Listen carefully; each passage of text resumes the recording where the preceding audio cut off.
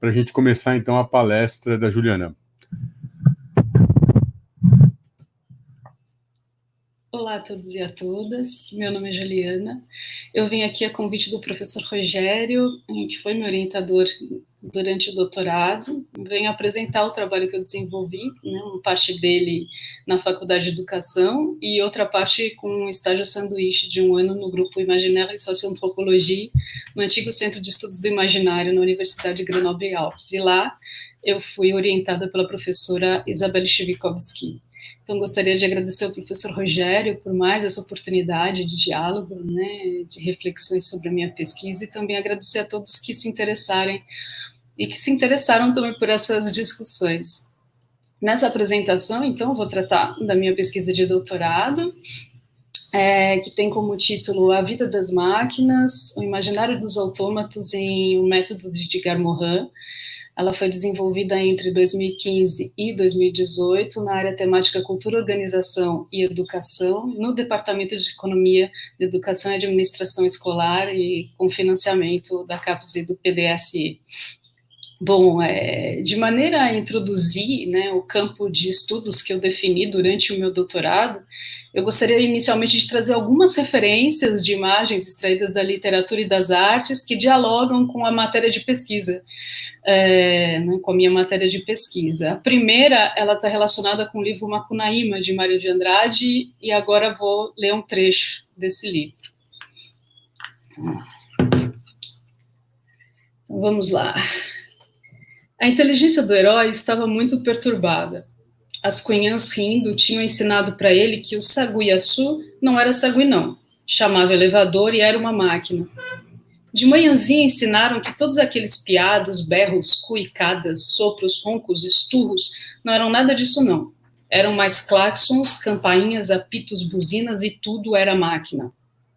As onças pardas não eram onças pardas, se chamavam Fords, Rapimobiles, Chevrolets, Dodges, Marmons e eram máquinas.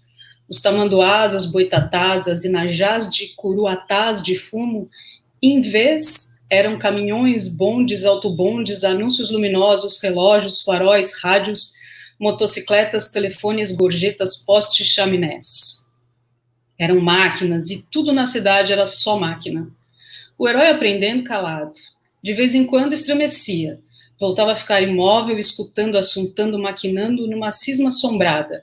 Tomou um respeito cheio de inveja por essa deusa de deveras forçuda. Tupã, famanado que os filhos da mandioca chamavam de máquina, mais cantadeira que a mãe d'água em bulhas de sarapantar. Então resolveu embrancar com a máquina, para ser também imperador dos filhos da mandioca. Mas as 3 cunhãs deram muitas risadas e falaram que isso de deuses era a gorda mentira antiga, que não tinha Deus não, e que com a máquina ninguém não brinca, porque ela mata. A máquina não era Deus não, nem possuía os distintivos femininos de que o herói gostava tanto. Era feito por homens. Se mexia com eletricidade, com fogo, com água, com vento, com fumo, os homens aproveitando as forças da natureza. Porém, Jacaré acreditou, nem herói. Se levantou na cama e com um gesto, esse sim, bem guaçu de desdém, tó, batendo antebraço esquerdo dentro do outro dobrado, mexeu com energia a munheca direita para 3 cunhãs e partiu. Neste instante, falam, ele inventou o gesto famanado de ofensa, a pacova. E foi morar numa pensão com os manos. Estava com a boca cheia de sapinhos por causa daquela primeira noite de amor paulistano. Gemia com as dores e não havia meios de sarar até que Maanapi roubou uma chave de sacrário e deu para Macunaíma chupar. O herói chupou e sarou bem. Maanapi era feiticeiro. Macunaíma passou então 1 semana sem comer nem brincar, só maquinando nas brigas sem vitória dos filhos da mandioca com a máquina. A máquina era que matava os homens, porém os homens é que mandavam na máquina. Constatou pasmo que os filhos da mandioca eram donos sem mistério e sem força da máquina, sem mistério, sem querer, sem fastio, incapaz de explicar as infelicidades por si. Estava nostálgico assim.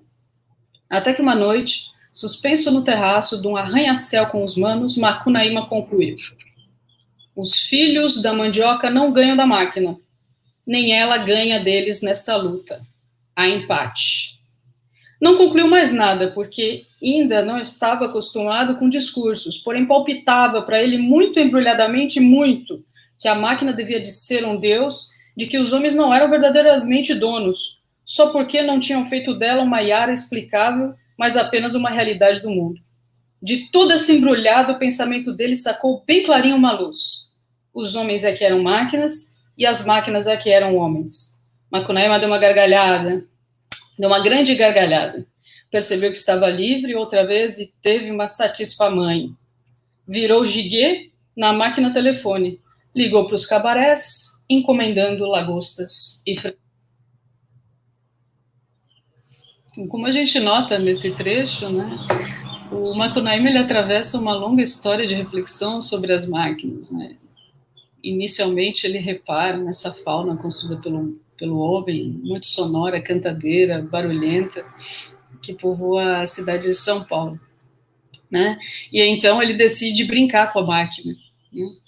Com a ideia de que se ele se aproximasse, né, daquele artefato, ele poderia compor, participar do reinado. Aí depois ele aprende com as cunhãs que a máquina ela não é uma espécie de Deus, né? Ela não quer brincar e que ela mata. Nesse momento, a gente tem uma ideia bem comum do imaginário industrial, que é a máquina terrífica, a máquina assassina, a máquina que devora os homens. Algo muito parecido, ele aparece em outra obra, né, um filme que é do Fritz Lang, em que a máquina também ela surge com diferentes faces. Vou colocar aqui algumas imagens extraídas do filme do Fritz Lang. Bom, vou até extrair aqui a câmera para facilitar a visualização das imagens. Bom, esse filme, né, do Fritz Lang, que foi lançado em 1927,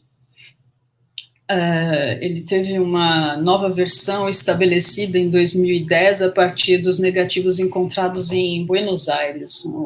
Boa parte do filme se dava por perdida, porque logo de início, quando ele foi lançado, ele foi muito cortado para, enfim, caber no formato de exibição da época. E com isso, muitas partes, muitos fragmentos, unidades de ação da narrativa tinham sido perdidos e, inclusive, mudavam um pouco a ideia inicial estabelecida pelo cineasta. Né? Então, de maneira breve, uma síntese iconográfica dessa versão restaurada do filme, de 2010, e que foi originalmente lançada em 1927, a máquina aparece como controladora da vida dos homens, né? Como sugere essa conexão entre o homem e o relógio da primeira imagem. Depois, na sequência, a gente vê o aspecto devorador da máquina, que no filme aparece como uma divindade pagã Moloch. E também se encontra numa cena em que a máquina que regula a cidade ela foi desassistida e passa a engolir os cidadãos de Metrópolis, numa espécie de sacrifício moderno. Também ainda nessas imagens, a gente pode ver a figura, né, da máquina robô, que inicialmente substituiria a mãe morta de Metrópolis e depois ela passa a encarnar um duplo invertido da Maria, surgindo com uma espécie de aparência demoníaca, ardilosa e destruidora da ordem. Então, como vocês perceberam, tanto nas imagens do Fritz Lang como nas reflexões do Macunaíma, a máquina ela pode ser figurada de diferentes maneiras. Né? Se a gente continuasse a ampliar esse repertório das figurações da máquina, a gente encontraria ainda outras possibilidades, né? Como, por exemplo, a máquina extraviada, descrita no conto do escritor alagoano José Jacinto Veiga, as máquinas disfuncionais do artista suíço Jean Tinguely, a máquina terrível descrita pelo Kafka na Colônia Penal, e também, né, como mostra nesse slide, as representações do corpo humano, né, como uma máquina, do médico e do artista alemão Fritz Kahn. Né? Então, como vocês percebem, né, existem muitas outras figurações e representações que não são restritas apenas às artes e à literatura, e nas quais a máquina aparece como metáfora, analogia e modelo para fenômenos cósmicos, para modelagem de seres vivos, do homem e também para eventos sociais. Então, a partir dessa constatação da existência de um imaginário relativo à máquina, tão diversificado, enraizado, né, nas nossas representações, uma questão forneceu um primeiro impulso para a minha pesquisa de doutorado. Foi justamente essa, né? Quais seriam esses aspectos da máquina que permitem uma presença tão ampla em diferentes áreas do conhecimento, como a física, a química, ciências biológicas, história, antropologia, comunicação, enfim. E ao lado dessa questão, né, uma constatação que é muito clara em relação à máquina, que embora ela tenha essa ampla participação no caminhar humano, as posturas de desprezo e de defesa ainda são as mais comuns em relação à máquina. Em termos de imaginário, a gente pode dizer que o que perdura são as imagens relativas ao ideário industrial, estabelecido principalmente no século XIX, né, essa indústria prometeica, de racionalidade tecnocientífica, em que a gente vê justamente aquelas mesmas imagens terríficas, devoradoras de homens, né, como nós vimos no filme do Fritz Lang, e que acabam por incorporar os trabalhadores como uma espécie de apêndices, né, de suas engrenagens.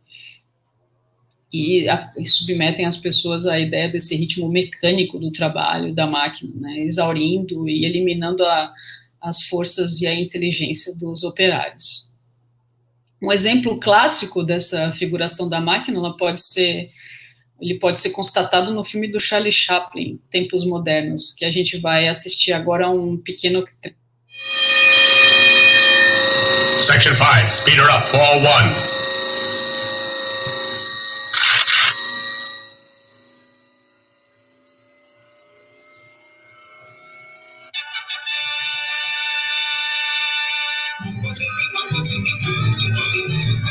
Attention foreman, trouble on bench 5, check on the nut tightness.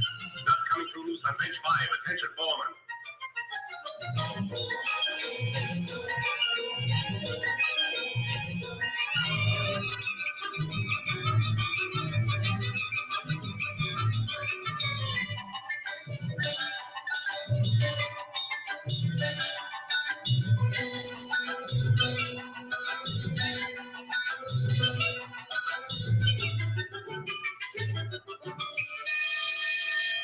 Back. Section 5, more speed, 4-7.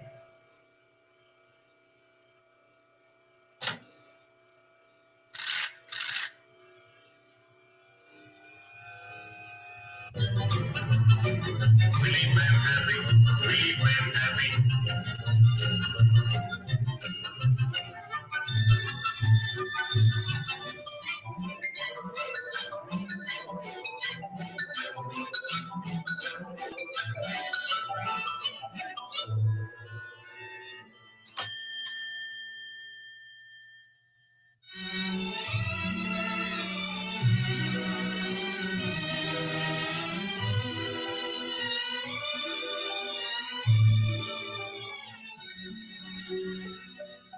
Hey! Quit stalling, get back to work. Go on.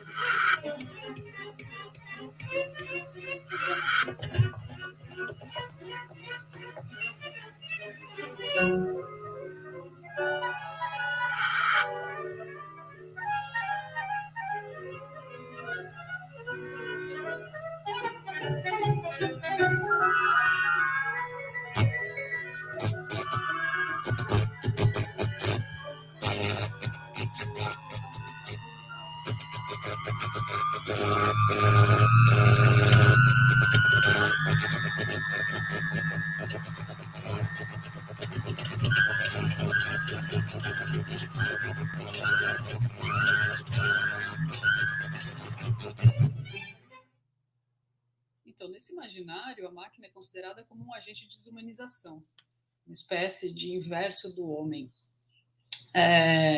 Nessa visão da máquina, o que acaba sendo ressaltado é o aspecto mais automático do artefato e a funcionalidade. Nas artes, no campo estético, a máquina ela só deixou de ser um objeto desprezado, né, como a gente repara nessas obras que a gente está analisando, apenas no momento em que foram lançados novos olhares sobre a técnica e que há uma redefinição da noção de belo.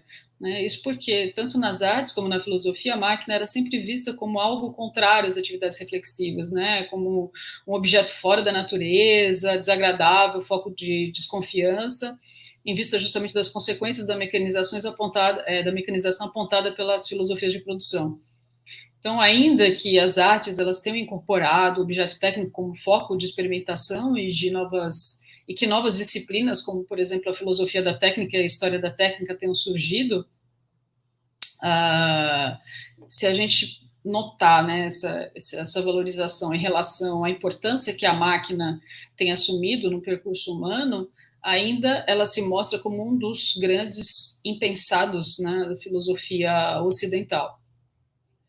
Então, e esse desprezo pela máquina, pelo objeto técnico, pela técnica, tem ainda um componente na repulsa pelas artes manuais, né, cujas origens elas remontam à antiguidade, que era um desprezo pelas atividades que eram realizadas pelos escravos ou pelas pessoas que dependiam de outras para se manter.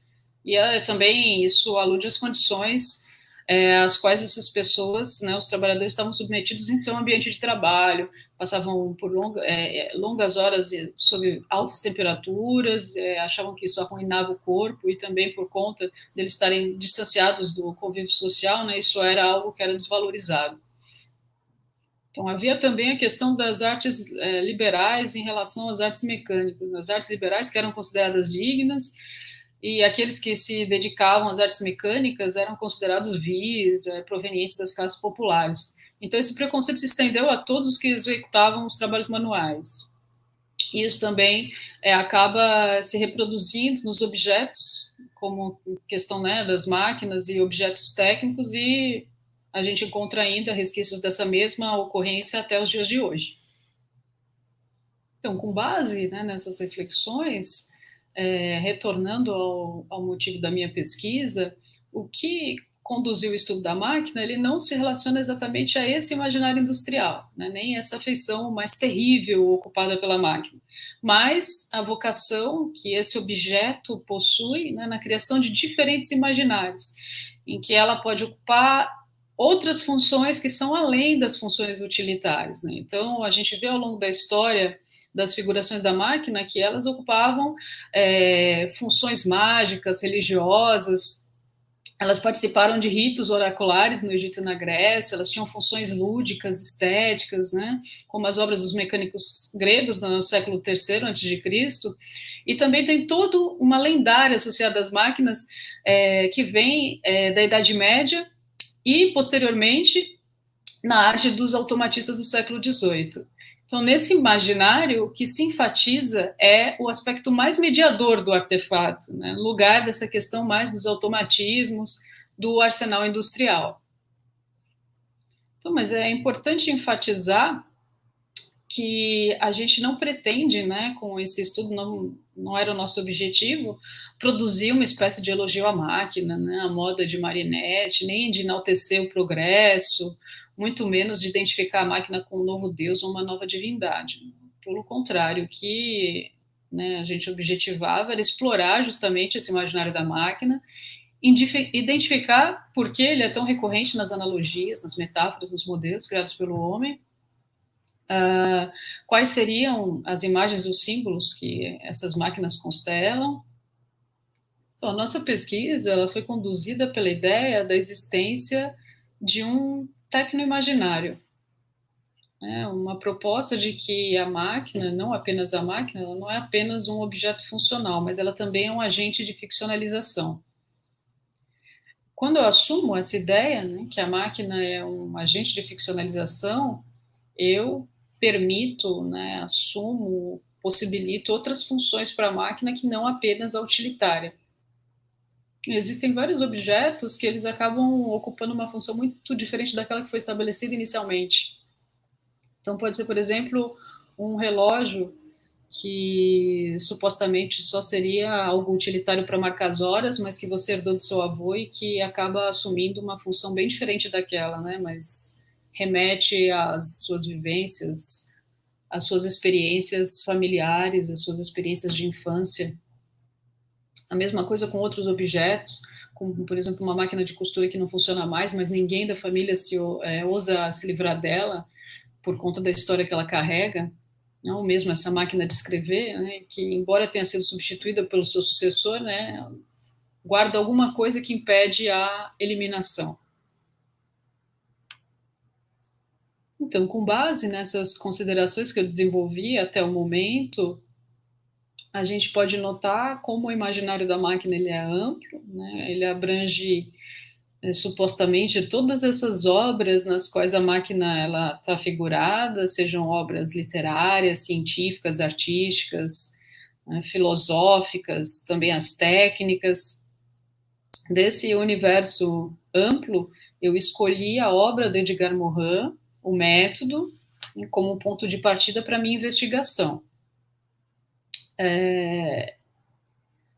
A minha escolha foi verificar como o autor ele se apropriava da noção de máquina e de que maneira essa apropriação ela dialogava ou ela se contrapõe às demais ideias de máquinas. Dito isso, existem 3 noções que são fundamentais nessa pesquisa, então, né? Imaginário, máquina e imaginário da máquina. Inicialmente, sobre a noção do imaginário, né, nós partimos dessa ideia de um conjunto dinâmico de imagens que veiculam conteúdos simbólicos capazes de transformar a maneira como o real é percebido ou concebido. Essa definição clássica do imaginário baseada na obra do Dihan e do Jean-Jacques. A ideia de que o imaginário é um substrato de leitura de mundo, né, que ele motiva e orienta a ação, né, também a memória e a maneira como a gente projeta o futuro. E ele está na base de todas as formas simbólicas, né, sejam elas o mito, a linguagem, as ciências e a técnica. O imaginário seria aquilo que dá forma ao mundo, traça contornos, né? Antes da gente construir a realidade materialmente, a gente já projeta a realidade no imaginário. Nesse slide, vocês podem perceber alguns processos associados à formação do imaginário, né? Então, tem aí as informações táteis, gustativas, auditivas, olfativas, visuais, elas são captadas por estruturas ou órgãos que possuem uma maneira própria de organizar o conteúdo que vem de fora. E essas estruturas, elas constituem uma interface entre a pessoa e o mundo, né? Elas são os canais de comunicação entre o que acontece fora e o que acontece dentro. E justamente essas estruturas biológicas de interface, elas teriam se desenvolvido ao que existe no mundo, né? De uma maneira paralela.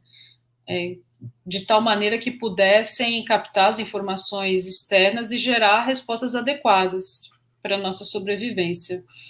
E no caso dos seres humanos, se a gente compara com os demais animais, entre essa esfera, né, da recepção e do efetuador, e aí eu cito Cassirer, haveria algo novo, né, que o autor ele denomina de sistema simbólico. Então, esse sistema simbólico, que seria característico dos seres humanos, ele não apenas ampliaria a realidade, como ele constituiria uma nova dimensão da realidade. Ainda seguindo as ideias do autor, com o surgimento dessa nova esfera, o homem ele não se relaciona mais diretamente com as coisas do mundo, mas com as criações artificiais que ele fabrica, né? Então, o homem estaria constantemente num diálogo consigo mesmo. E o autor ainda defende que, em vez de considerarmos os seres humanos como homo sapiens, o que seria mais adequado seria considerá-los como um animal simbólico, né? Em vez de um animal racionale, o autor sugere uma substituição pela ideia de animal simbólico. Ao lado dessa noção de imaginário, outra noção bem importante é a ideia de máquina, né? Então, se a gente realiza uma breve pesquisa na literatura relacionada, a gente constata que a máquina está presente em todos os ramos do conhecimento, né, como já tinha comentado anteriormente. Ela já foi utilizada como modelo de conhecimento, como artefato religioso, lúdico, objeto ficcional, objeto filosófico, enfim. Eu não vou poder detalhar todos esses empregos da máquina, né, a gente tem um curto período aqui de apresentação, mas eu vou me deter justamente na definição mais comum da máquina, né? O vocábulo máquina, que deu origem ao nosso termo, ele vem do grego mekané, que equivale à ideia de meio, combinação, invenção, destreza, astúcia. O primeiro registro de mekané, ele parece relacionado a Hesíodo, na Teogonia, quando a descrição da descendência da Géia, que seriam os cíclopes, né, uranianos, hábeis artífices que tinham um vigor, violência e engenho na ação. Nesse caso, o mekané vai se associar, então, a essa capacidade sobre-humana de engendrar objetos, né, por meio de uma ação manual. A partir dessa base, e consultando outras fontes, a gente constatou a recorrência de 3 índices mais frequentes na definição da máquina, que são as ideias de articulação, repetição e autonomia. A ideia de articulação, né, colocar em relevo essa associação entre as partes na formação de um todo. Depois, essa ideia de repetição, né, um circuito que de tempos em tempos é retomado. E, por fim, a ideia de autonomia de funcionamento, o que acaba justificando a presença do autômato como uma figura de síntese da máquina. Então, a partir dessas noções básicas, né, o imaginário da máquina ele corresponderia a quê? Né? Esse repertório de imagens em torno da máquina, que foi constituído pelas diferentes culturas humanas, ou seja, essas imagens constituídas através das relações entre homens e máquinas. Então, aí, de maneira a identificar onde a proposta de Edgar Morin se localizava, tendo em vista essa diversidade de figurações da máquina, o momento da pesquisa foi dedicado à elaboração de uma cartografia dos autômatos. E, a partir disso, a gente buscou identificar e organizar quais seriam esses grandes conjuntos de figurações das máquinas.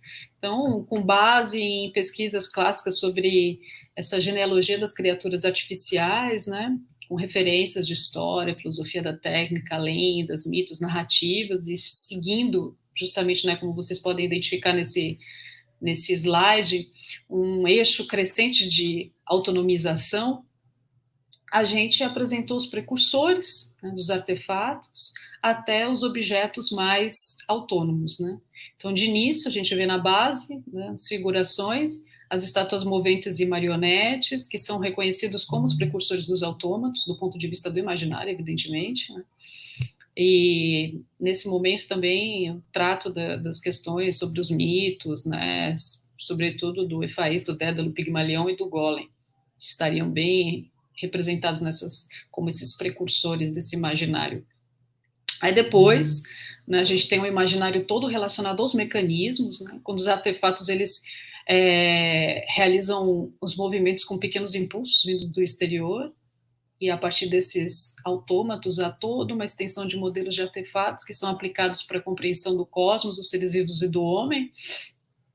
Há também, nesse momento, a ideia dos dos animais máquinas do Descartes, e depois dos homens máquinas com Lametrie, que são referências bem importantes para entender essa transposição do modelo do artefato aplicado aos seres vivos, né, inicialmente na física, com a aplicação das equações dos artefatos ao funcionamento do cosmos, e depois para os seres vivos, e no momento seguinte para o ser humano, né?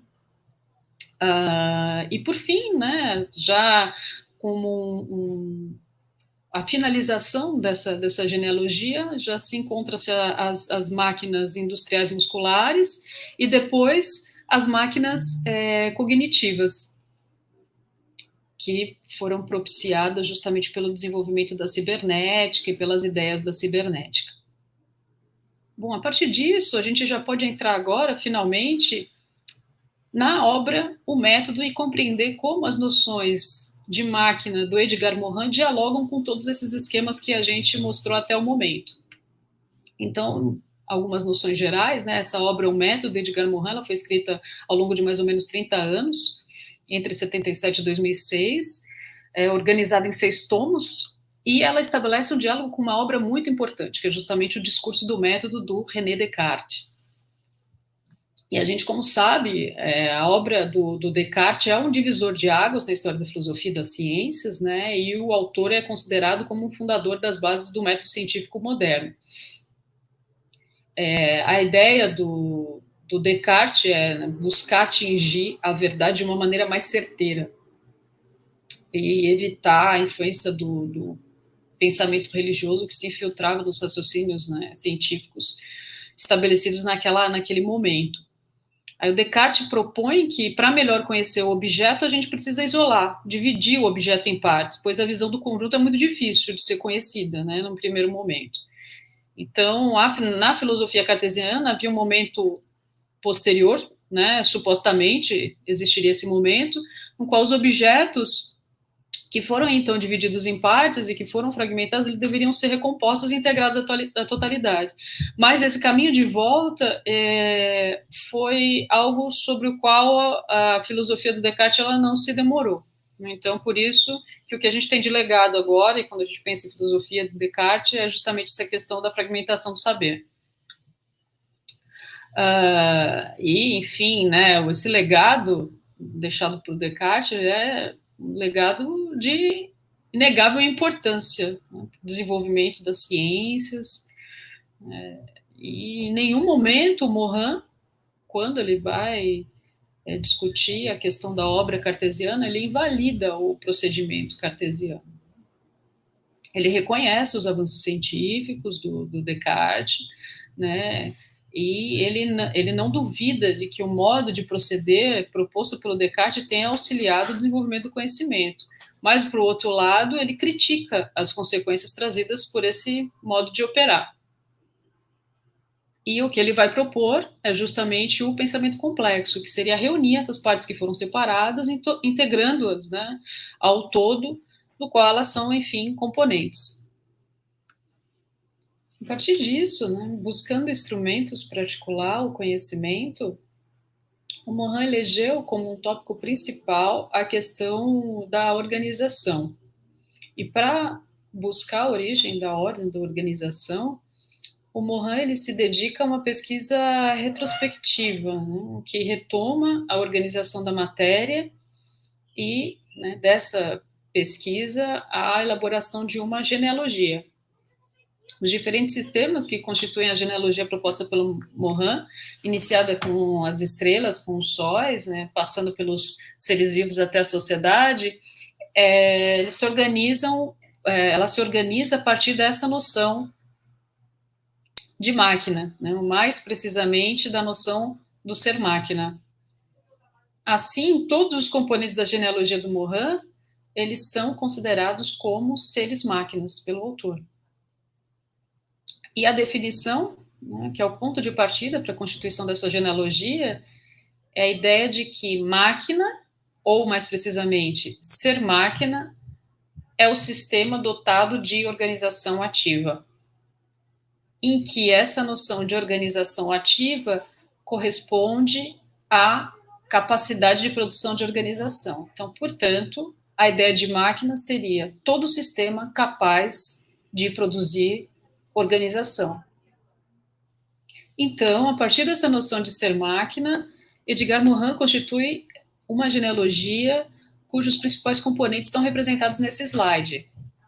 Então, as primeiras máquinas da genealogia do Morin são as estrelas, que seriam os seres máquinas mais antigos, são capazes, né, de produzir matéria a partir de si mesmo, complexificar matéria, produzindo átomos mais pesados, como carbono e oxigênio, a partir de átomos mais leves, né, e retornam ao exterior como matéria transformada.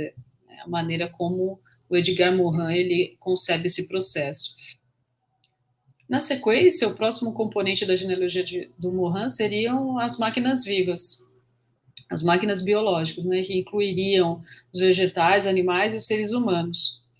Como eu já tinha comentado, em Descartes há uma aproximação entre o funcionamento de animais e de máquinas, mas no Morin essa aproximação ela é muito diferente, pois ela não utiliza as máquinas artificiais como referência, mas as teorias de organização dos seres vivos. E por fim, as máquinas artificiais, que aí sim seriam o fim da linha, né, como o Edgar Morin propõe, seriam o feixe mais bastardo dessa genealogia das máquinas, porque elas seriam derivadas da praxis social, elas dependem do exterior para tudo, desde a obtenção dos seus componentes de funcionamento, seus planos, seus concertos, e ele coloca que essas máquinas, elas, por uma ironia do destino, acabaram se tornando para outros filósofos as referências para o funcionamento dos demais elementos. Né? No caso da genealogia de máquinas do Edgar Morin, ela seria um fim da linha, mas para outros filósofos ela seria um ponto de partida para pensar os outros sistemas. A partir da constituição dessa genealogia de máquinas, o Edgar Morin vai propor imagens que estariam associadas a cada um desses elementos. Isso porque na atividade, né, de articulação de saberes do pensamento complexo, o Morin ele assume que por baixo do conceito abstrato, racionalizado, sempre há uma imagem. A imagem é o ponto de partida. E ela deve ser explicitada se a gente quiser conhecer os motivantes profundos do nosso pensamento. Então, o que ele propõe em relação ao primeiro componente das suas máquinas, que seriam as estrelas, seria a imagem de Metz, que é conhecida também como astúcia, né, entre os gregos e prudência entre os romanos. É uma figura mitológica, filha de Oceano e Tétis, capaz de mudar de forma. Depois, na imagem seguinte, e aqui chama mais nossa atenção e que a gente vai se deter um pouco mais agora nesse momento, seria a figura que ele atribui às máquinas vivas, que é Petrushka, que eu vou comentar agora na sequência. Né? E aí, lendo aí uma referência extraída da obra do Edgar Morin, quando ele trata dessa imagem, ele diz: não se trata de conceber o ser vivo à imagem robótica e pinoquiesca do autômato artificial, trata-se mais de conceber como um Petrushka, autômato escapado das linhas deterministas da antiga física, que vivo sofre, ama, morre e quando morto torna-se boneco de pano, eu quero dizer, de materiais químicos. E quem seria, então, né, o Petrushka? O Petrushka é um personagem de um ballet do Igor Stravinsky, organizado em um ato e 4 cenas, e que foi encenado pela primeira vez em 1911 em Paris. Então, no ballet, existem 4 personagens principais, o Petrushka, o Moura, a bailarina e o feiticeiro, e eles estão aí representados nesse cartaz, no slide. O Petrushka é considerado como marionete da alma, a bailarina ela se comporta de uma maneira mais frívola, considerada como fútil, o Moro ele é colocado como alguém um pouco bruto, e o feiticeiro é um explorador que ganha dinheiro com as marionetes, né? Explora o trabalho das marionetes. O núcleo da narrativa é muito simples, é a ideia de um boneco que vem à vida, no caso, né, o Moro, a bailarina e Petrushka. O Petrushka se apaixona pela bailarina, mas o seu sonho acaba meio que sendo interrompido pelo Moro, por quem a bailarina se apaixona, se interessa. A segunda cena, ela se passa no quarto de Petrushka, né, quando o marionete ele questiona a sua condição, a sua inabilidade diante dos demais personagens. A terceira cena se passa no quarto do Moro, que mostra a cena de ciúme entre o Petrushka e o Moro. A quarta e a última cena, ela se passa no ambiente externo, ao teatro. É uma continuação da briga iniciada na cena anterior. Durante uma luta com o Moro, Petrushka acaba sendo ferido e morto, né? É arrastado até o centro da praça e atrai uma multidão. Aí o feiticeiro, diante das cobranças, mostra, né, ao público o corpo do Petrushka e diz que não se trata de nada além de um boneco sem vida. Mas, quando escurece, o Petrushka ressurge no alto do teatro como uma espécie de assombração, né, para o feiticeiro. Quando a gente busca as origens do personagem Petrushka, principalmente recorrendo às memórias do Stravinsky e do Benoit, a gente encontra os teatros ambulantes de rua russos, né? Nesses teatrinhos, o Petrushka figurava como uma espécie de marionete ou fantoche. Então, aí vocês veem nas representações o boneco do nariz bem avantajado, né, com esse casacão vermelho.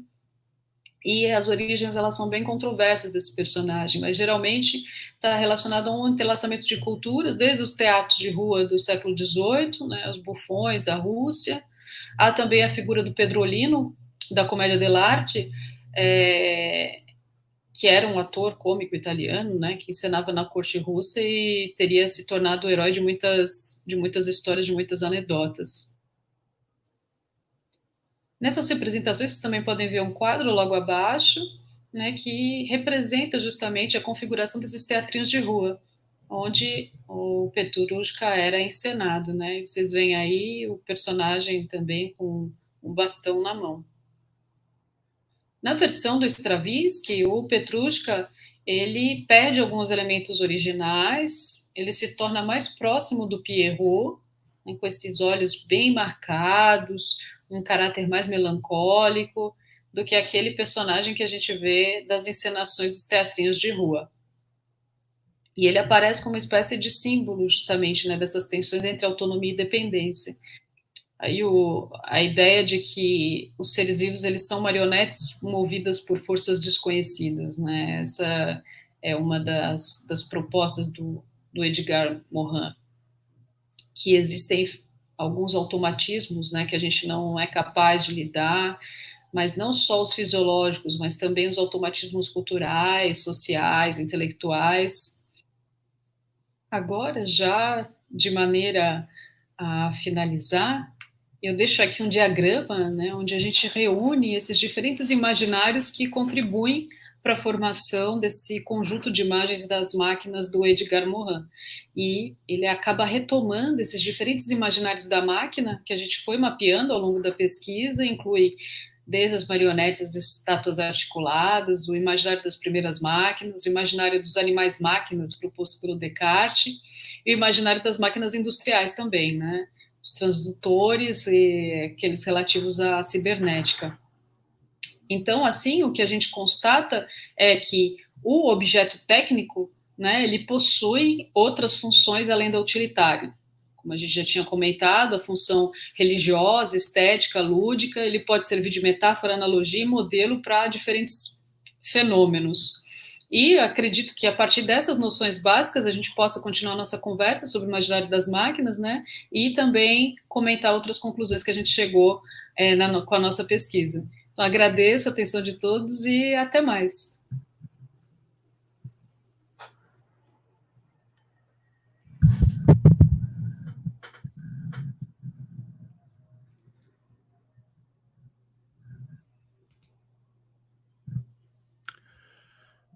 Bom,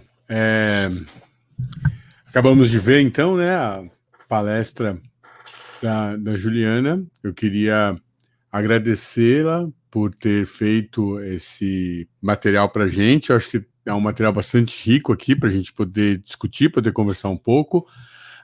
Eu estou deixando aqui na tela, ao lado, o e-mail dela, né, para vocês, caso queiram anotar, para enviar perguntas. Ela, enfim, se mostrou bastante receptiva a poder continuar a conversa e responder eventualmente a quem tenha dúvida. Quem quiser também enviar depois para mim alguma pergunta, eu posso redirecionar para ela com um e-mail aí de quem está ouvindo.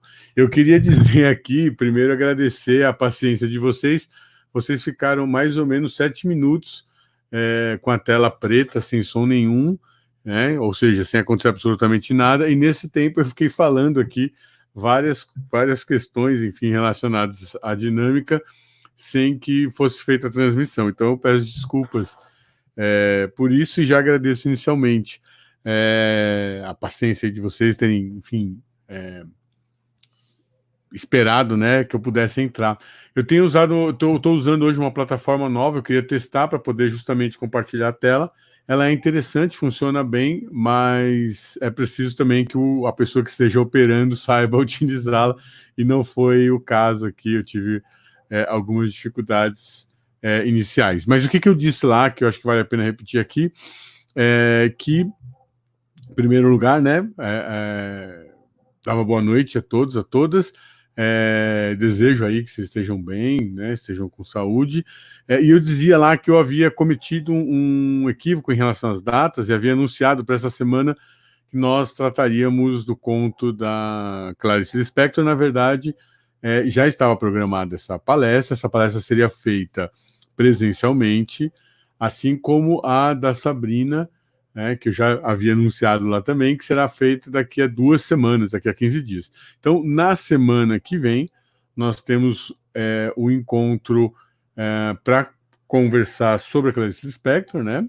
Sobre o conto Amor, que é um dos contos preferidos meus, e depois, daqui a 15 dias, nosso encontro é com a Sabrina. Eu quero abrir aqui inscrições, né? Quem quer comentar, fazer perguntas, observações, fiquem à vontade.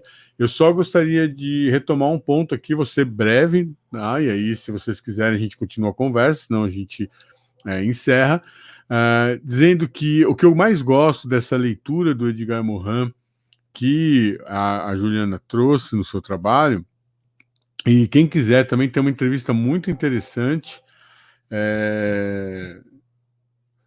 que ela realizou com o Morin. Eu participei na edição desse material, e ele foi publicado na revista Educação e Pesquisa. Eu vou deixar o link, vou descobrir aqui o link, vou deixar o link para vocês. Quem quiser, enfim, ler um pouquinho mais. O que eu acho interessante nessa abordagem do Edgar Morin é a questão de como ele concebe a máquina, né?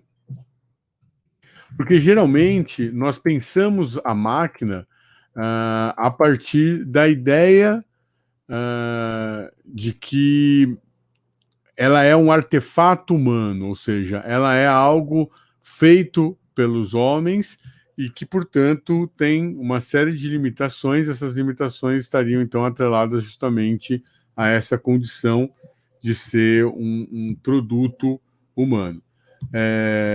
Tá aí o link, tá? Quem quiser depois ler a entrevista do Morin. Então, de um lado, tem essa questão. A máquina é um produto humano, portanto, ela teria uma condição, digamos assim, inferior à condição humana.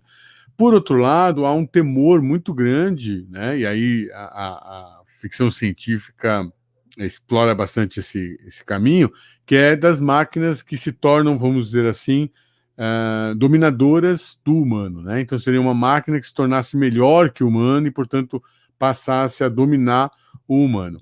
O que o Morin faz é deslocar um pouquinho essa questão e dizer o seguinte: não, na verdade, a máquina, né, é uma forma de funcionamento que nós vamos encontrar na dinâmica das estrelas, portanto, numa dimensão do cosmos,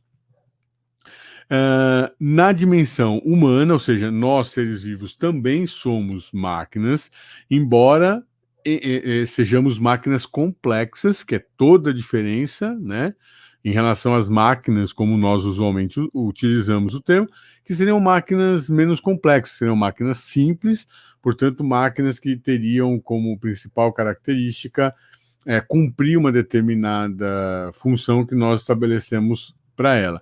E a sociedade também é vista por Morin como máquinas, né, como mega máquinas, né, máquinas gigantescas, no sentido de que elas têm engrenagens que vão funcionando muito além, né, do nosso controle, da nossa condição de controlar e, ao mesmo tempo, suscetível, né, ao nosso meio de interagir com elas. Agora, o que é interessante disso tudo? Pela complexidade, né, que é o elemento que marca a teoria do Mohan, nós seríamos máquinas também, mas máquinas que escapariam a qualquer ideia de automatismo, portanto, de um determinismo. Então, muitas vezes, também vem essa ideia assim, mas como? Nós não somos máquinas porque nós temos condição de tomar decisões, ou mesmo digamos assim, nos contrapormos, né, a determinadas expectativas, que seria justamente aquilo que caracteriza,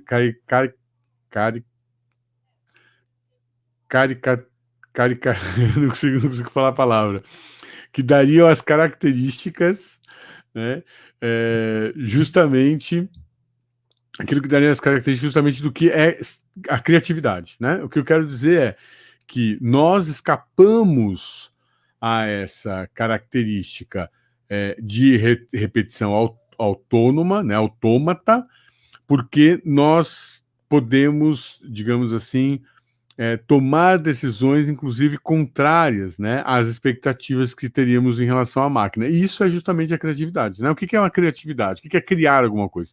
É justamente propor uma solução para um determinado problema que não esteja já previsto no próprio problema. Então, quando a gente pensa nas máquinas mais simples, elas fazem, né, exatamente os mesmos, aquilo que está programado, né? E as máquinas, no nosso caso, mais complexas, elas justamente escapam a essa programação. Embora, em vários aspectos, existe algo automatizado em nós. Então, enquanto eu falo aqui com vocês, eu estou respirando, meu coração está batendo, o sangue está fluindo, o rim está, enfim, fazendo o seu trabalho, os órgãos internos também, a minha consciência aqui, enfim, tá ali pensando um pouco à frente, né, em relação àquilo que eu quero dizer, como é que eu vou encaminhar aqui a minha fala, e eu consigo fazer isso sem necessariamente ter domínio ou consciência disso tudo. Se eu estou com fome, eu estou com sono, isso vem, digamos assim, de uma forma para além do meu controle. A respiração, o batimento cardíaco é algo que funciona em mim, que está automatizado, mas que não é, como posso dizer assim, controlado diretamente por mim. Agora, há uma dimensão, obviamente, que eu controlo. Então, eu posso falar o que eu estou falando ou poderia dizer outras coisas. Poderia, enfim, dizer o que eu estou dizendo de 300 outras maneiras possíveis. E isso é o que estaria, então, ligado à imagem do Petrushka, por isso que ele vai trazer essa ficção para mostrar como ele concebe a máquina, porque o Petrushka é justamente um autômato que corta a linha e ganha vida. Este ganhar vida é que é o grande mistério mesmo das máquinas humanas, né? Isso que é, digamos, mais belo. Porque, de um lado, é uma dimensão racional, né? O Homo é o Homo sapiens, mas, de outro lado, também é uma dimensão completamente irracional. E aí o belíssimo conceito do Mohan, e eu acabo aqui, que é quando ele junta essa perspectiva de um Homo sapiens demens. Em vez de pensar o Homo sapiens sapiens, né, aquele que sabe que sabe, né, é um Homo sapiens demens, que tem uma parcela de sapiência, portanto, de sabedoria, de racionalidade, de intencionalidade, de finalidade, de controle sobre as coisas, ao mesmo tempo que tem uma dose de irracionalidade, de paixão, de imaginário, de errância, de desejo, de loucura, né? Como a palavra demens mostra bem. Então nós somos esse tipo de máquina, ao mesmo tempo racional e ao mesmo tempo demente, né? Gosto muito dessa imagem do Mohan. Bom, tá aberto aqui o espaço, tá? Se vocês quiserem fazer algum comentário, se vocês quiserem, enfim, fazer alguma pergunta, se vocês já quiserem indo para a gente se despedir aqui, finalizando a live, né?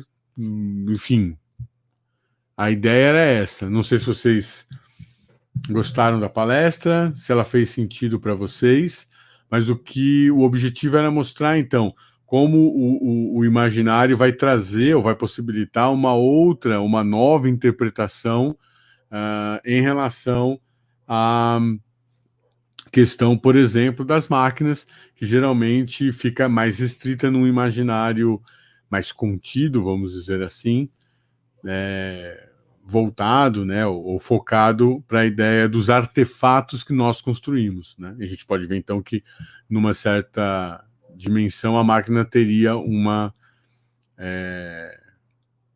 participação maior no imaginário se a gente incluir aqui a questão das estrelas, da sociedade, dos seres vivos, além dos artefatos. Tudo bem então?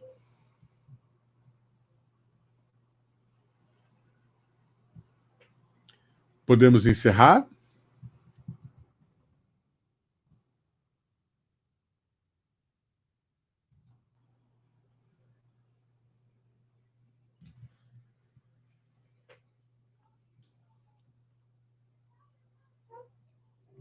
Estou aqui aguardando mais uns segundinhos para ver se alguém tem alguma colocação, alguma questão.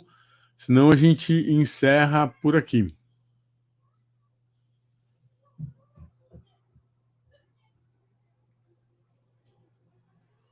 Tá ótimo, Neuci. Obrigado.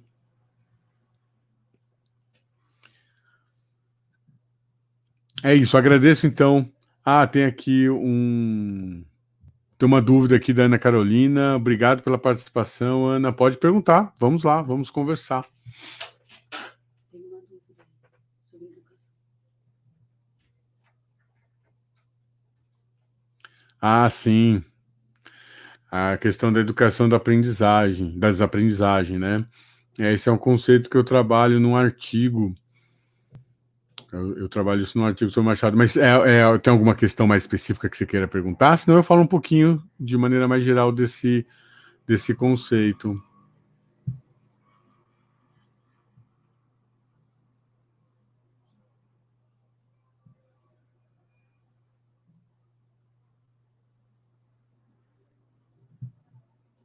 Esse conceito, né, de educação, né, ou eu uso o termo aprender a desaprender, né, ou uma ideia de que a desaprendizagem também faz parte do processo de aprendizagem, né?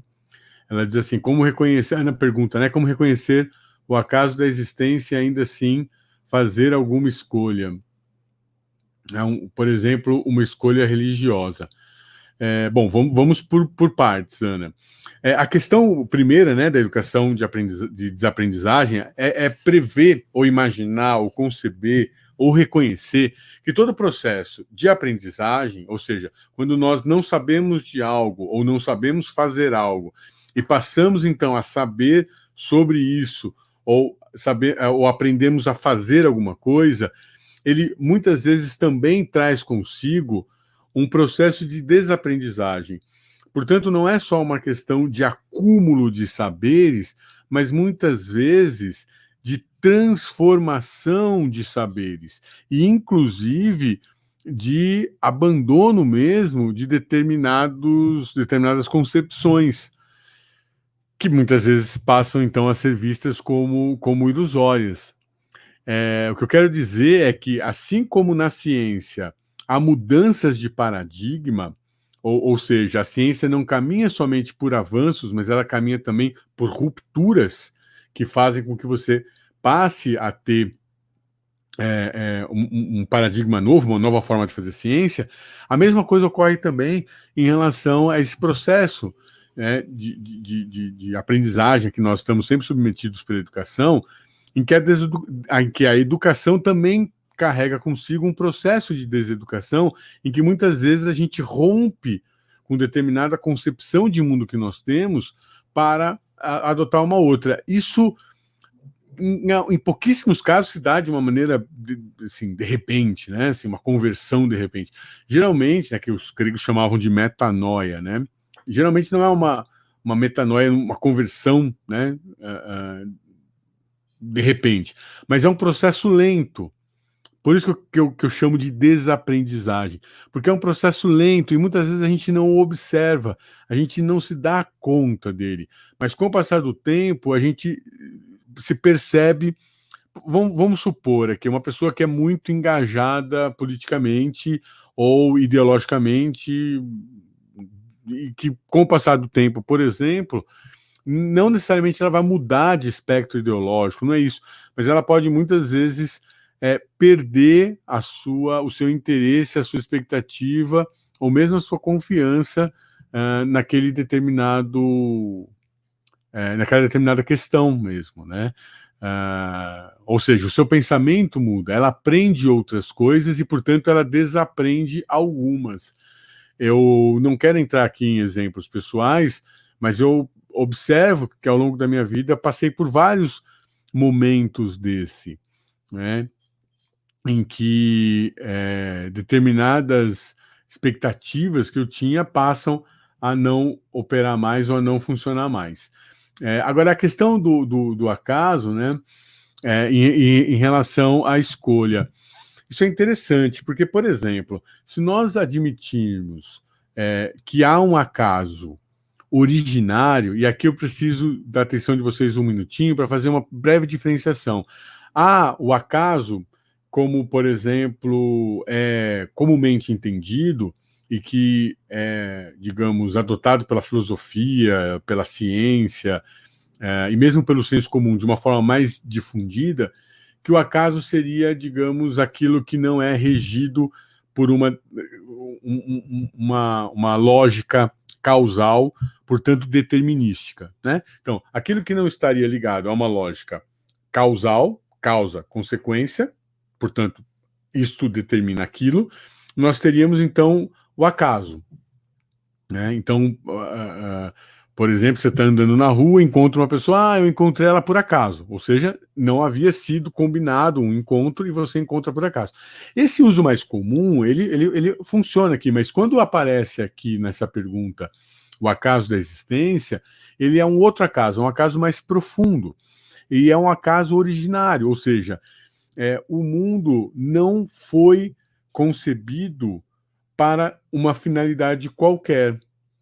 Isso seria, então, o acaso como fator originário. Ou seja, não existia nada e, de repente, passou a existir alguma coisa. Essa coisa que passou a existir não era uma coisa pré-determinada para existir, mas era alguma coisa que passou a existir e que, portanto, pode deixar de existir, que, portanto, estaria aberto a esse acaso originário. Veja bem, ele não é um acaso que permita, por exemplo, qualquer coisa, né? Mas ele permite algumas coisas porque, digamos assim, ele produz uma existência. E é essa existência, vamos dizer assim, que mesmo funcionando por determinadas regras, antes de ter sido estabelecidas essas regras, foi o acaso que as estabeleceu. Ou seja, não havia uma intenção de que funcionasse dentro dessas regras, mas elas passaram a funcionar dentro dessas regras porque, uma vez ocorrido, passa a seguir. Vamos pensar, então, que se existe esse acaso originário, essa questão religiosa que a Ana Carolina coloca, ela fica já, em certa medida, comprometida. Por quê? Porque as religiões, de modo geral, elas buscam estabelecer, vamos dizer assim, uma equação em que você tem um princípio e uma finalidade. Por exemplo, o princípio seria Deus, e aí você vai ter, de acordo com a religião, várias concepções desse Deus. Inclusive, ele pode ser plural, podem ser deuses, né? Você pode ter o caos e depois gera a ordem. Bom, mas enfim, se existe uma consciência, uma finalidade, um interesse na criação desse mundo, então esse mundo não foi criado ao acaso. Ele foi criado com uma certa determinação. E se você tem essa determinação, então a religião vai dizer que você tem uma finalidade na vida. Então nós vivemos para uma determinada finalidade. Portanto, a ideia religiosa é a ideia é uma ideia anti-acaso, é uma ideia contrária ao acaso, né? Então o acaso seria o trágico da existência. Se você presume que não há acaso originário, então você tem uma série de intenções, de princípio e de finalidade. E aí essa questão, né, quer dizer, como fazer uma escolha religiosa? Essa é uma pergunta difícil de responder, Ana, porque eu não sei se os colegas concordam comigo, mas eu não sei se de fato a gente escolhe religião, né? Me parece que nós somos, de certo modo, captados, né? Não só pela religião, mas pela política, pelas ideologias, pelas filosofias, de modo que, uma vez apresentado com determinado modelo de pensamento, e aí eu vou esticar um pouquinho mais, um modelo imaginário de concepção de organização de mundo, eu adiro a ele, né? Eu faço uma adesão a ele que não é uma como que eu posso dizer assim, uma adesão meditada, né? Mas ela é uma adesão quase que passional também. Por isso que é muito interessante observar os casos de conversão religiosa. Eu penso aqui, por exemplo, no Tim Maia, né? Quando ele vai para a fase Racionais. Eu gosto muito desse disco, acho um disco absolutamente genial. Só que quando eu ouço ele cantando as letras, elas são, para mim, sem qualquer sentido, né? Elas poderiam ser nonsense, mas elas não são nonsense, elas são propaganda mesmo de uma concepção ideológica derivada de uma seita, né, religiosa, em que nós seríamos, por exemplo, oriundos de um ser extraterrestre, muito mais sábio, e que nós teríamos que desenvolver a nossa racionalidade para voltar a eles. Enfim, quando eu observo isso, fico pensando, né, o que levou o Tim Maia a essa conversão, que durou ali um período bastante curto de tempo, mas que reorganizou todo o mundo dele a partir desse imaginário. Talvez, num determinado momento ali, ele foi acometido dessa paixão, assim como nós podemos ser acometidos de uma paixão por uma pessoa, por exemplo, ou por uma causa, ou por uma ideologia, ou por um pensamento político, um grupo político, né?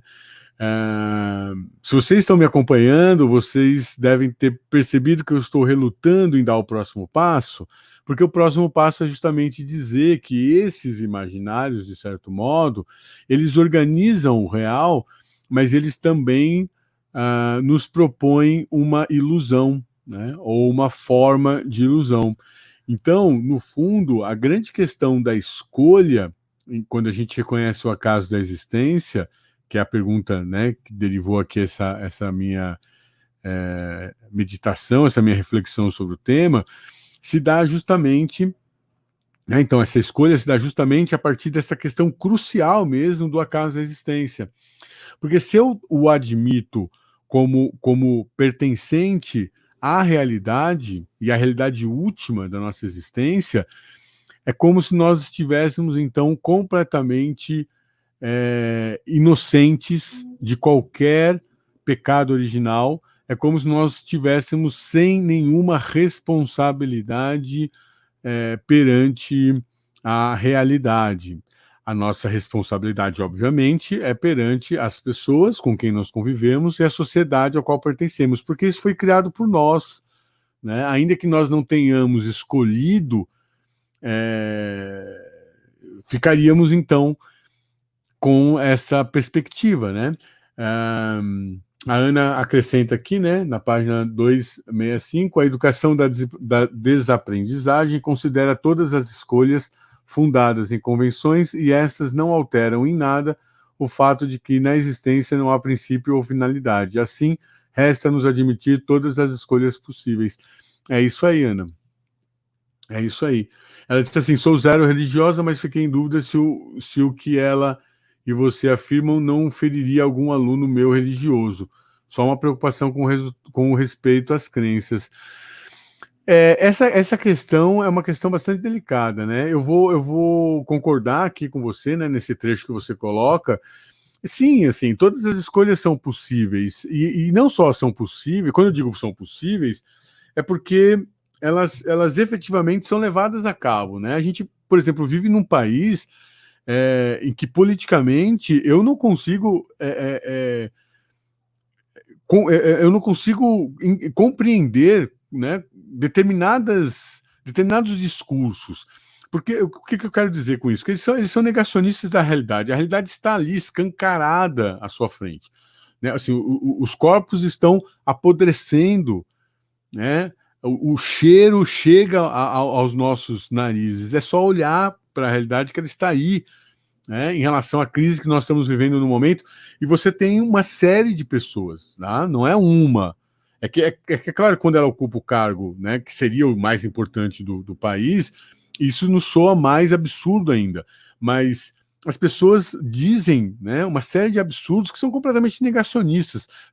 Se a gente não quiser polarizar ou problematizar a questão contemporânea, só a gente revisitar o período do Holocausto nazista, em que você tem um ministro das Relações Exteriores que dizem que ele é de fundo socialista ou comunista. Isso é um grande absurdo. Negar o Holocausto é um outro grande absurdo. Mas por que esses discursos aparecem? Porque eles são possíveis, ou seja, essas escolhas são possíveis. Agora, qual que é a questão chave, né, que entra aqui em relação a isso?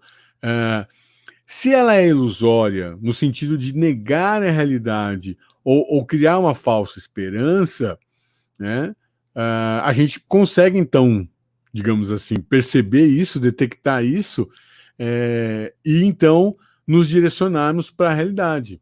E aí alguém vai dizer assim, mas então a realidade é o quê? Bom, a realidade é justamente aquilo que não tem duplo. Embora eu não consiga dizer isto é real, porque o real ele aparece para nós como algo insignificante, ou seja, ele não tem significado, então eu não posso dizer o que o real é, mas eu posso dizer aquilo que não é real. E uma série de discursos, a grande maioria dos discursos, a grande maioria das crenças, eles não reportam a uma realidade existente. Agora, de fato, quando a gente trata da questão não só da religião, mas também das crenças pessoais, nós temos que respeitar. Porque, olha só, se todas as escolhas são possíveis, a escolha religiosa também é possível. E a escolha religiosa, ela não é uma escolha da ilusão. Por quê? Porque ela não fica restrita, por exemplo, a uma discussão de ordem científica, tentando comprovar se aquela dada realidade de fato existe ou não. O que eu quero dizer com isso? Quero dizer com isso que ninguém conseguiu provar que Deus não existe. Ninguém conseguiu provar. Ninguém disse assim, olha, Deus não existe, está aqui a prova de que Deus não existe. Por outro lado, também ninguém conseguiu provar absolutamente que Deus exista ou qual Deus existe, né? Por quê? Por que eu estou dizendo isso? Porque eu sou um estudioso das culturas, né? Eu me alimento da antropologia. E a antropologia vai mostrar que ao longo de milhares e milhares de anos, em milhares e milhares de culturas distintas, ao longo do tempo, em localidades muito diversas, você tem concepções de Deus muito diferentes uma das outras, né? Eu me lembro aqui, isso a título de descontração, de um episódio do Porta dos Fundos, em que a pessoa morre, vai até o além, e no além o Deus verdadeiro é o Deus javanês.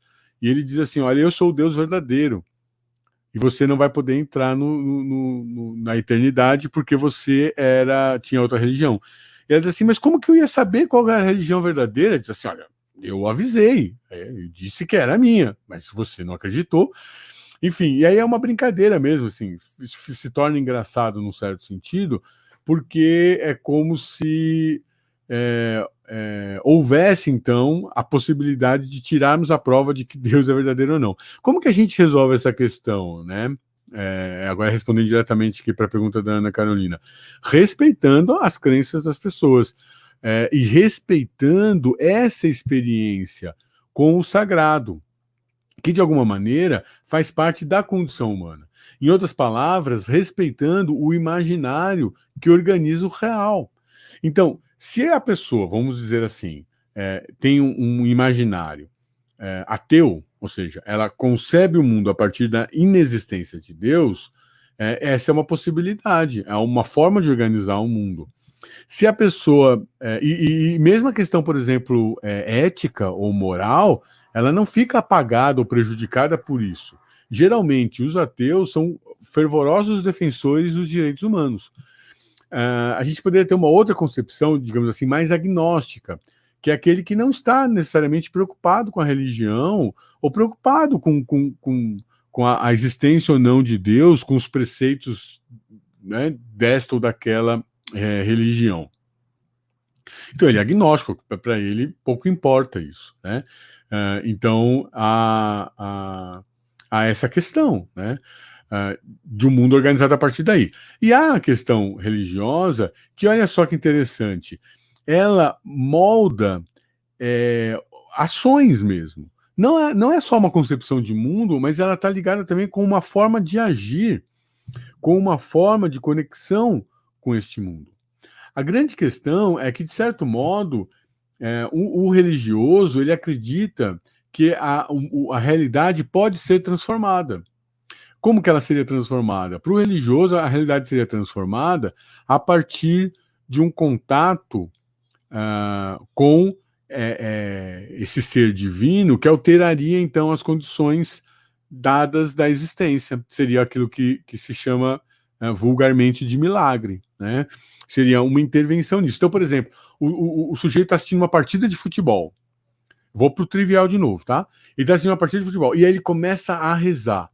A gente não sabe se ele está rezando para ele ficar mais calmo ou se ele está, de fato, acreditando que, por ele pedir com muita força, haverá uma transformação da realidade e o resultado do jogo vai ser diferente.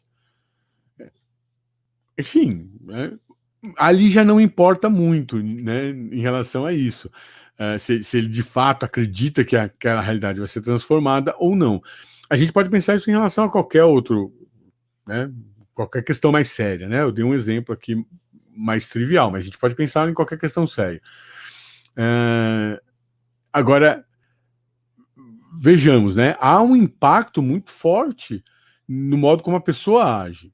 E aí, é claro, o que a gente não pode perder de vista, nós somos educadores, nós influenciamos pessoas.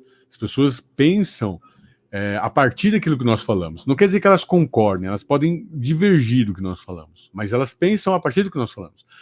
Então, nós temos um tipo de interação que é da aprendizagem e que acompanha a desaprendizagem.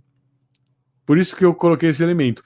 E nisso difere da religião, porque a religião, os seus representantes, sejam eles papa, padres, bispos, pastores, ministros, pais de santo, babalorixás,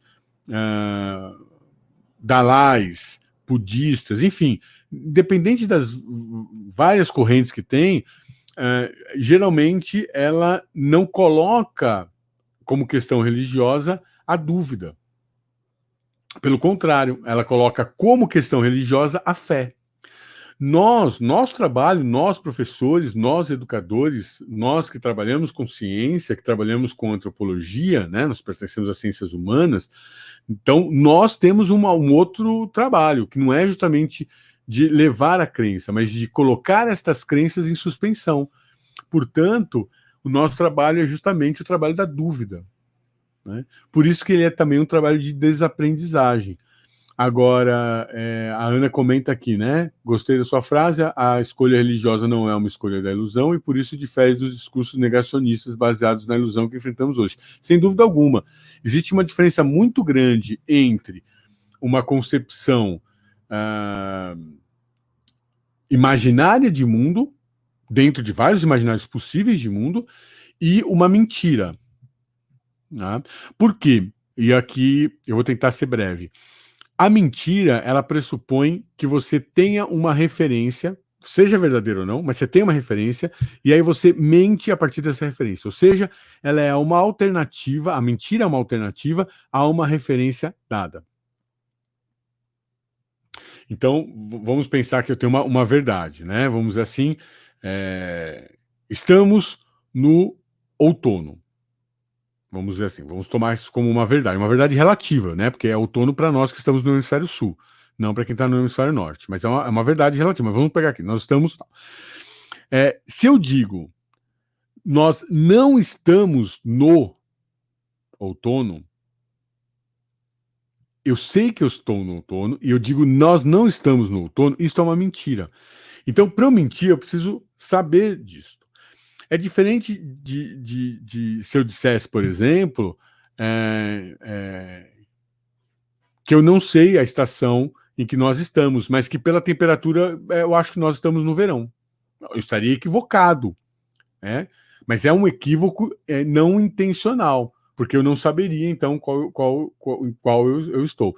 Então, essa questão é interessante. A mentira ela é deliberada. Quando a gente fala, então, do negacionismo que a gente vê hoje em dia, da fake news, desse tipo de impostura, né, dos impostores, eles sabem que eles estão mentindo. E eles mentem deliberadamente para obter um efeito que possa ser um efeito de verdade. Ou seja, se a pessoa acreditar que aquilo é verdade, está ótimo. Não tem problema, ela sabe que ela está mentindo, mas o resultado, né, da sua intenção é que as pessoas pensem, então, que aquilo é verdadeiro. Né? Então, essa é a questão da mentira. É diferente, por exemplo, da ilusão, que é quando você acredita de fato que a questão é daquele jeito. Né? Vou dar um último exemplo com os terraplanistas, né, que tá na moda agora. Você tem alguns terraplanistas que são geralmente aqueles que são ferrenhos defensores do terraplanismo, que eles sabem que isso é uma mentira, que cientificamente é uma balela, que não há qualquer base para sustentar isso. Ele sabe que é mentira, mas ele mente deliberadamente porque ele ganha com isso. Então você tem, por exemplo, vídeos na internet que são monetarizados, ou seja, dá dinheiro. Existem congressos em que as pessoas pagam para participar. Existe uma espécie de monetarização que dá para o sujeito ter um grau de influência sobre outras pessoas. Isso também dá popularidade. A pessoa sai do ostracismo para vamos dizer assim, ter uma série de seguidores que vão ali apoiar a ideia dele. Muitos desses que estão na linha de frente, eles são mentirosos. Agora, existem aqueles que, ao assistir esses vídeos, passam a acreditar no terraplanismo. Nem que seja por um tempo, né? Depois, enfim, acaba acordando. Mas essa pessoa é diferente, porque ela é a ilusão. Tá? É a ilusão. Agora, quando você pensa, por exemplo, numa filosofia, numa religião, numa ideologia política, você vai aí para um imaginário, ou seja, para uma organização de mundo que não dá para a gente colocar no mesmo patamar, nem da mentira, né, do negacionismo, da mentira, da fake news, nem da ilusão, né, que é quando você de fato tem uma divergência em relação à realidade, né, que é diferente, por exemplo, dessa outra dimensão do imaginário, em que ele concebe uma organização da realidade de modo que você não tenha, obviamente, como verificar isso. Então, se vocês pensarem, por exemplo, no capitalismo versus comunismo, ou o anarquismo, o socialismo, o comunismo, o capitalismo, o feudalismo, se você pensar, por exemplo, nessas organizações possíveis, elas não são ilusórias, né? Tanto que elas têm um impacto histórico concreto, né? E nós pagamos caro, inclusive pagamos com vidas, muitas vidas. O século XX é um belo exemplo de como tanto o capitalismo como o comunismo ceifaram vidas por conta dessa sua concepção de mundo. a questão é complexa mesmo, e em relação, só para finalizar, né, quando a gente pensa na educação em relação à questão religiosa, o que eu sempre digo para os meus alunos é que se eu, por um acaso, mencionar Deus ou religião, enfim, nunca é no sentido religioso do termo, porque nós estamos num Estado laico e a educação é laica. Portanto, é sempre dentro das referências que se igualam, ou seja, não para discutir a verdade delas, mas como uma forma possível de pensar, assim como a gente pensa a ciência, assim como então, por exemplo, quando eu falo de ciência, eu não estou falando de fé. Quando eu falo de religião, eu não estou falando de fé. Estou falando do fenômeno social, né, que representa a religião, a religiosidade, e, portanto, a gente respeita todas as crenças. Tudo bem? É isso. Me estendi aqui, eu gostei da provocação da Ana Carolina, um tema bem interessante para a gente discutir. Ela trouxe aqui alguns elementos do texto, né? Fico feliz que tenha lido.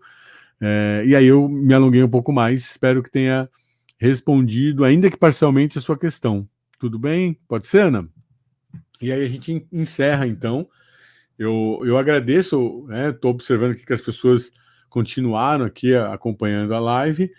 E então, muito obrigado. Eu desejo a todos, a todas, uma ótima semana, que vocês consigam seguir na luta, né, contra o vírus, ficar em casa de alguma forma, né, respeitar a quarentena, no caso de quem não trabalha com atividades essenciais, é uma forma também aí de combate, é uma forma de pensar na sociedade, é uma forma de cuidar, né, das pessoas que têm sido vítimas, e muitas vítimas fatais, da Covid-19. Boa noite e até a próxima semana. Obrigado, gente.